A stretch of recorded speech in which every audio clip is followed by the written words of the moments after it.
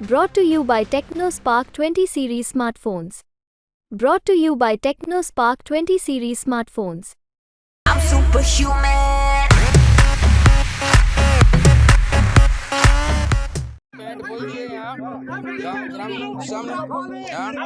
ये क्या हुआ?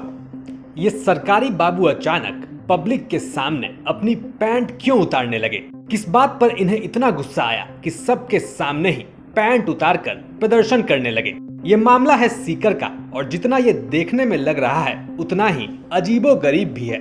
ये सीकर के एक एईएन यानी असिस्टेंट इंजीनियर है जो किसी बात पर इतने नाराज हुए कि सबके सामने ही अपनी पैंट उतार दी और इनका ये वीडियो जमकर वायरल हो रहा है।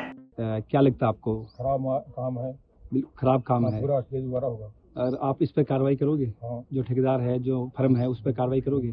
क्या कार्रवाई होनी चाहिए आपके ये साथ? सारे जो बनाया नया सारा हट करके दोबारा नई सिरे से काम होना चाहिए।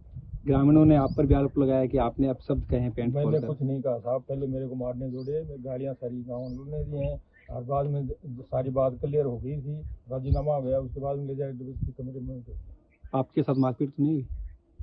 पकड़ा, मेरा गला पकड़ा था उसके अंदर। दरअसल फतेहपुर में 5.5 करोड़ की लागत से एक हॉस्पिटल का निर्माण हो रहा है, लेकिन जब एईएन साहब को पता चला कि इस निर्माण में घटिया क्वालिटी का माल इस्तेमाल हो रहा है तो वो ठेकेदार से भिड़ने मौके पर ही पहुंच गए। इसी दौरान एईएन और वहां मौजूद लोगों के बीच तीखी नोकझोंक हो गई कि तभी किसी ने एईएन साहब को गाली दे दी। बस फिर क्या, एईएन साहब इतने आग बबूला हुए कि भीड़ के बीच ही सबके सामने अपनी पैंट उतार दी और प्रदर्शन करने लगे।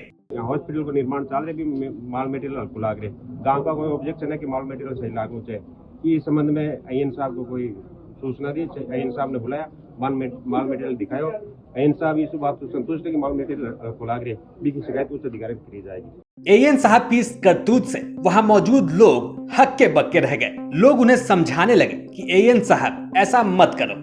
वीडियो में देखा जा सकता है कि कुछ लोग उन्हें पैंट पहनाने की कोशिश भी करते हैं, लेकिन वो नहीं मानते।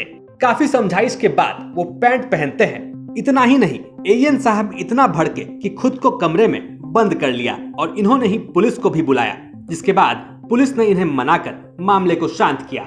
राजस्थान तक के लिए सीकर से सुशील जोशी की रिपोर्ट।